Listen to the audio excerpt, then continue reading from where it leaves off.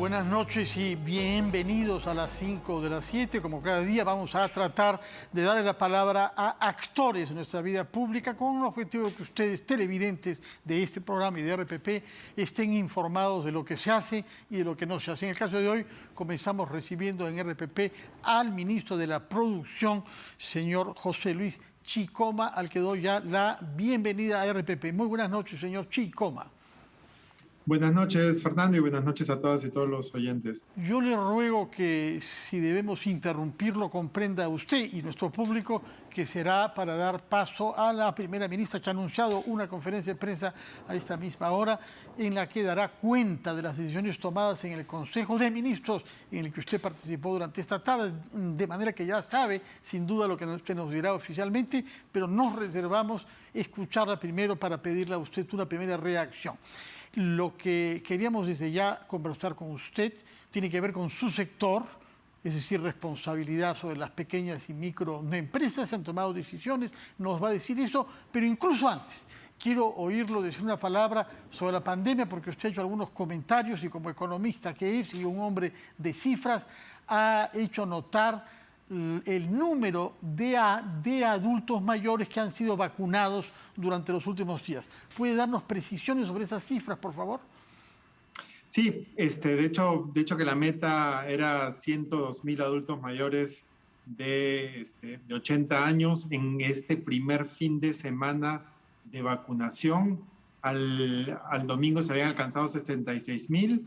Han habido más rezagados el lunes y martes y ya el Ministerio de Salud tiene que haber establecido algunas actualizaciones y en los siguientes días se va a completar la población de adultos mayores el viernes, sábado y domingo, y también con un espacio para rezagados lunes y martes.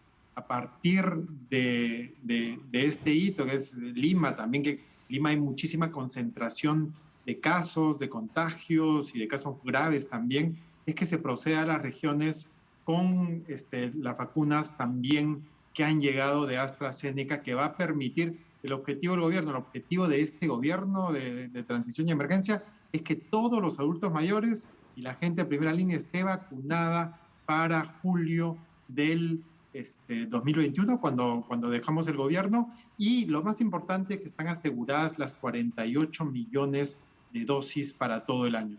De acuerdo. Ahora bien, como hombre de cifras, que he dicho que es usted, debe decirnos a qué promedio diario debemos aspirar para que se cumpla el objetivo que usted ha recordado, el tener a todos nuestros adultos más de 60 años vacunados antes de que acabe este gobierno el 27 o 28 de julio. Sí, gracias, Fernando. De hecho, que lo más importante, la capacidad el ritmo de vacunación diaria por la cual estás preguntando, va a depender de un factor que es clave.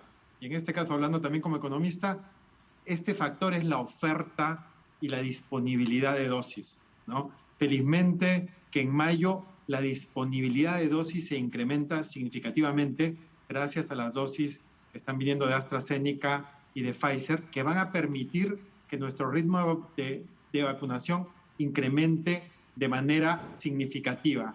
Entonces, el ritmo sí se puede ampliar, ¿no?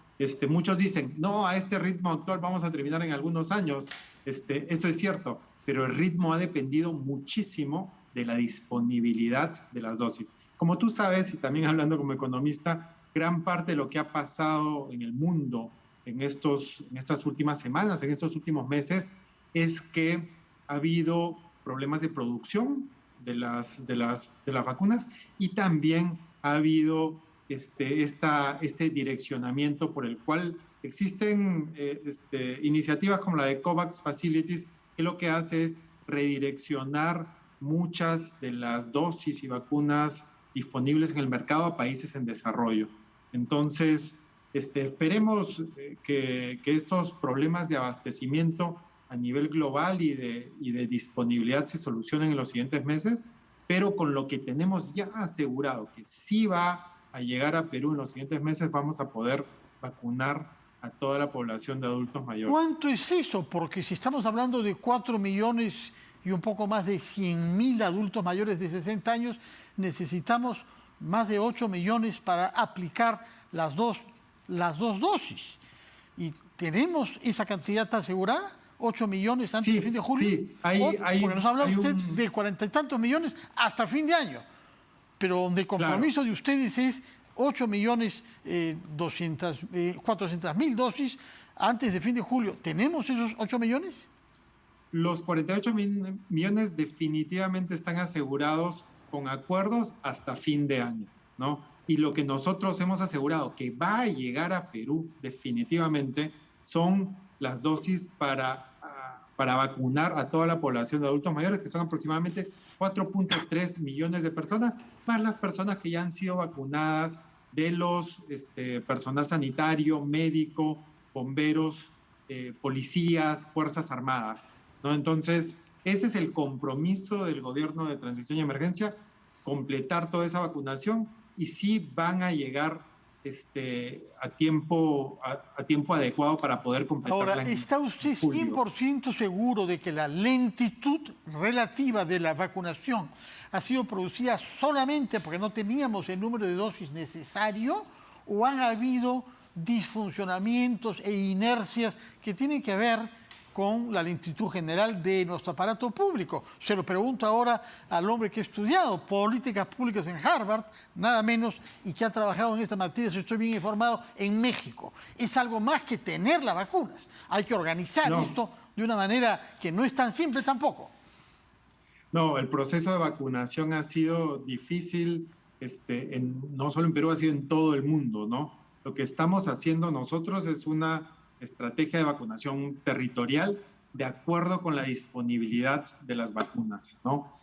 La prioridad del gobierno, sobre todas las cosas, es asegurar una disponibilidad de vacunas para vacunar a la mayor parte de la población en el menor tiempo posible.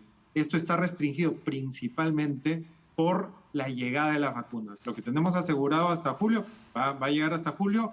Los problemas logísticos que han habido no son los que están retrasando el proceso de vacunación, es más que todo la disponibilidad, y estamos trabajando con todo para tener estas vacunas disponibles. Ahora, han habido problemas, y siempre los vamos a ver, de que no tuvieron que esperar un poco más de tiempo, anteriormente hubo mayores problemas.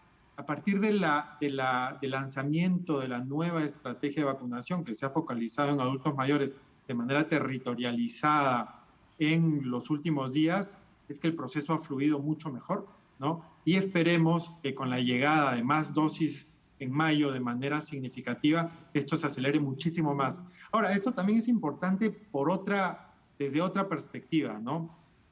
Los más afectados por la pandemia, los que tienen mayor índice de fallecimiento y de llegar a una cama UCI o de llegar a requerir estas camas de altos flujos, son justamente los mayores, ¿no? Entonces, cuando nosotros en los siguientes meses garanticemos que están vacunados el universo o la gran mayoría de los adultos mayores, es que nuestra capacidad hospitalaria, que ahora está bajo un estrés máximo en camas UCI, en varios de los temas que requieren mayores capacidades hospitalarias, va a reducir esta presión de manera significativa, y por eso vamos a poder garantizar que se pueda atender a mayor población que también necesita una atención hospitalaria. Hay que aliviar la demanda de una manera mucho más eficiente. Sí. Ahora bien, usted dijo, sin embargo, que el lunes y martes se ha registrado, es decir, los 2 días pasados, se ha registrado una tasa más elevada de adultos que no se presentan o retardatarios. Explíquenos por qué y cómo se puede resolver ese problema. Nosotros estamos trabajando mucho en difundir esta información para que sí estén presentes, para que se puedan vacunar. También hay un porcentaje que ha bajado en el tiempo, que en algún momento estaba en un porcentaje impresionante de gente que no se quería vacunar, que rondaba el 30 o 40%. Eso ha bajado significativamente, como también ha bajado en casi todo el mundo, ¿no? Al principio había temor a la novedad. Ahora hay también temor a no vacunarse, sí. A no vacunarse. Pero por eso nosotros estamos difundiendo la web Pongo el Hombro, que es una plataforma muy importante para poder dar información a la población. Pero justamente usted sabe mejor que yo, ministro Chicoma, que las personas de más de 80 años son las que menos consultan redes y el universo de Internet. ¿Hay otros mecanismos para que las listas se hagan conocer? No, exactamente. De hecho, que nosotros estamos apelando a los familiares, los allegados, a todos para que puedan informarles a los adultos mayores que pueden acceder a este cronograma de manera virtual, pero también el Ministerio de Salud está haciendo una difusión mayor. Ahora, es muy importante, Fernando, establecer algo que tiene que ver ya un poco con el sector producción, que es... Ya llegamos a su tema, no crea que me he olvidado, ¿eh? Es muy importante, pero quería acabar con este tema de salud pública antes. Sí, adelante. Sí, no, el tema de reactivación económica, justamente cuando preguntabas por las vacunas y la capacidad hospitalaria... No, pero antes de ir al tema productivo, que es importantísimo, quisiera saber, desde mayo nos ha confirmado usted... permítame ahora hacer una interrupción porque ya está comenzando la conferencia de prensa de su colega primera ministra. Hemos escuchado entonces a la presidenta del Consejo de Ministros, quien ha comparecido ante un grupo de periodistas junto a los ministros de Salud, a ministra de la Producción y ministro de Justicia y Derechos Humanos, cada uno de los cuales ha hablado para explicar normas aprobadas en el Consejo de Ministros de hoy concernientes a sus sectores. Un tema sobre el que habíamos hablado, ministro Chicoma, gracias por acompañarnos durante esta conferencia de prensa, es el número de los adultos mayores que han sido vacunados durante los últimos 5 días. Lo que ha dicho el ministro Ugarte es que se trata de 75.000 personas que han recibido vacunas en Lima y Callao. Ahora va a comenzar, desde mañana nos ha hablado de su presencia junto al presidente en Huancavelica y Ayacucho mañana, en Tumbes y Piura el día viernes. Y en total todas las regiones tendrán vacunas que se aplicarán con esta nueva estrategia territorial. Ahora bien, la cifra de Lima y Callao es 75.000 en 5 días. Si mis matemáticas son buenas, eso es 15.000 personas diarias. En realidad es una cifra baja que si no se aumenta considerablemente no da para vacunar a toda la población en los términos en que usted nos ha dicho. Sí, algo muy importante, Fernando, para aclarar, nuevamente creo que lo había mencionado, es que el ritmo definitivamente va a incrementar. Lo que ahora se tiene es una vacunación que avanza al ritmo de la disponibilidad de las dosis, ¿no? Entonces, eso es algo como que muy importante, porque si no, al ritmo que estamos vacunando tomaría muchísimo tiempo más. Nosotros estamos avanzando de acuerdo con el ritmo de disponibilidad de las dosis. Tan pronto llegan más, aceleramos más. Entonces, esto puede tener algunos problemas logísticos al principio. Este fue el primer fin de semana con 2 días adicionales de rezagados para los adultos mayores en la mayoría de distritos de Lima. Se va a continuar con la otra parte de distritos este fin de semana, pero no es un problema del ritmo de vacunación, es un tema de disponibilidad. Y nosotros estamos trabajando con toda la prioridad que nos ha dado el señor presidente para avanzar con asegurar la disponibilidad de las dosis, ¿no? Entonces esa es la prioridad absoluta del gobierno. Ahora, ya pasando a los temas de reactivación económica que son importantes. Los de su sector ministerial, adelante, sí, lo escuchamos. Quiero enfatizar uno de los temas que fue anunciado en esta conferencia de prensa, que es la ampliación de los créditos del Reactiva, de la ampliación del periodo de gracia. Acordémonos que el Reactiva, que es uno de los programas más importantes para inyectar liquidez, inyectar recursos en la economía peruana, que se lanzó el año pasado cuando la pandemia inició y la economía se tuvo que parar de golpe. Los primeros pagos se tenían que realizar, porque había un periodo de gracia, en mayo, ¿no? En mayo de este año. Y esto implicaba una presión grande para muchas empresas que todavía no se habían recuperado de una manera adecuada. Lo que hicimos en marzo fue decir, no tienen que empezar a pagar en mayo del 2021, sino tienen que empezar a pagar un año después de contrajeron el crédito, en mayo del 2022. Pero dijimos, solo es para las empresas que tengan préstamos hasta 5 millones de soles. Ahora hemos lanzado la buenísima noticia que no solo son esas empresas que contrataron préstamos por 5 millones de soles, sino también son el resto de empresas que pudieron contratar entre 5 y 10 millones de soles, pero que han sufrido alguna caída de sus ventas en esta pandemia. Entonces, es una buena noticia. ¿Por qué? Porque beneficiamos a estas empresas que han adquirido préstamos mayores, son normalmente medianas grandes, pero que contratan muchísima gente, ¿no? Gran parte del empleo también está concentrado en estas empresas que por su tamaño contratan más gente. Entonces es una medida que inyecta una necesaria fuente de recursos, o no les quita recursos, mejor dicho, pero promoviendo empresas que contratan, que son intensivas. Ahora, hay otro plan que su ministerio ha anunciado, al cual usted hace llamar Procompite. Explíquenos en qué consiste ese plan, de qué montos estamos hablando para inyectar en la economía y en qué plazos. Sí, estamos hablando, son 2 programas, de hecho que antes del Procompite, que es una estrategia con gobiernos regionales y locales, me gustaría hablar del programa de emergencia empresarial. El programa de emergencia empresarial, estamos hablando de 64 millones de soles, y estos 64 millones de soles, a diferencia de los otros programas de apoyo que han habido hasta ahora, estamos hablando del FAEMIPE, de Reactiva que he mencionado ahora, del PAEMIPE que está entrando en funcionamiento en mayo, son 3 programas de créditos, es decir, dan un crédito que normalmente puede ser muy caro, a veces créditos a las micro y pequeñas empresas van a ritmo de una tasa de interés del 40%, y estas garantías lo que brindan es el respaldo para que las entidades del sistema financiero presten a tasas que van desde el 2 al 6, 7%. Desde el 2%, habrán créditos a partir de una tasa del 2%. Es una reducción del costo de crédito, pero muy fuerte, que nunca antes se ha dado en la historia contemporánea económica, digamos, en Perú, ¿no? Entonces, esa es una gran parte del apoyo que estamos brindando, y uno de los programas que todavía está por lanzarse, que es en mayo, es el PAEMIP. Ahora, regreso.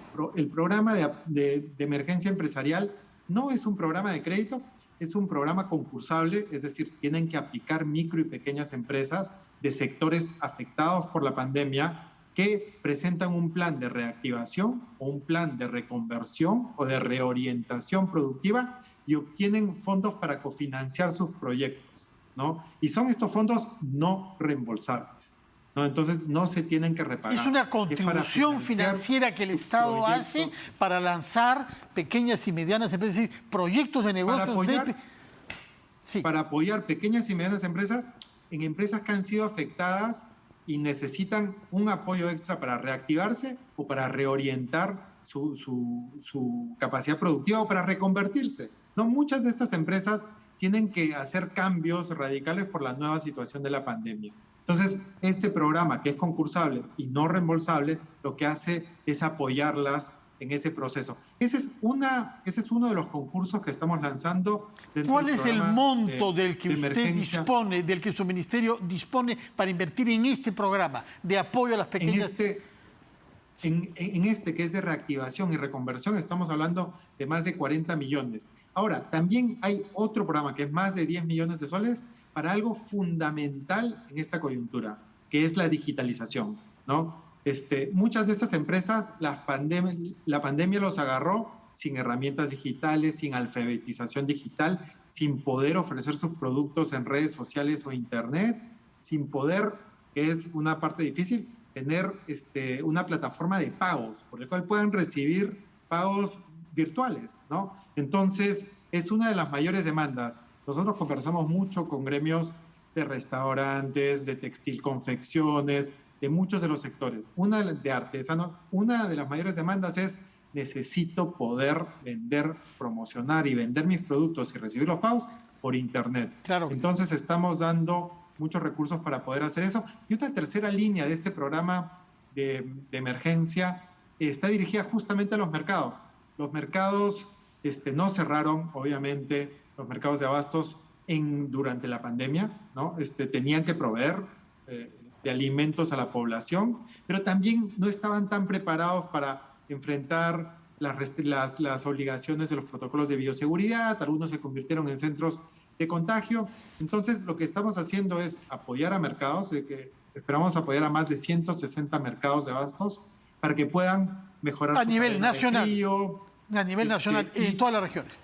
A nivel nacional y también para mejorar sus protocolos de bioseguridad. Por supuesto. Para brindarnos la seguridad, porque la pandemia no se va, está con nosotros. Por supuesto que sí, y como ha dicho la primera ministra, hay que acostumbrarnos a convivir con el virus. Muchas gracias por habernos acompañado durante la conferencia de prensa, por las explicaciones que nos ha dado sobre temas sanitarios y por el anuncio que ha hecho de estos 3 planes para contribuir con la reactivación de nuestra economía. Muchísimas gracias, señor ministro José Luis Chicoma. Vamos a hacer una pausa y hablaremos sobre temas constitucionales que forman parte también de la agenda de los debates en la campaña por la segunda vuelta. Lo haremos con 2 especialistas. Una pausa primero.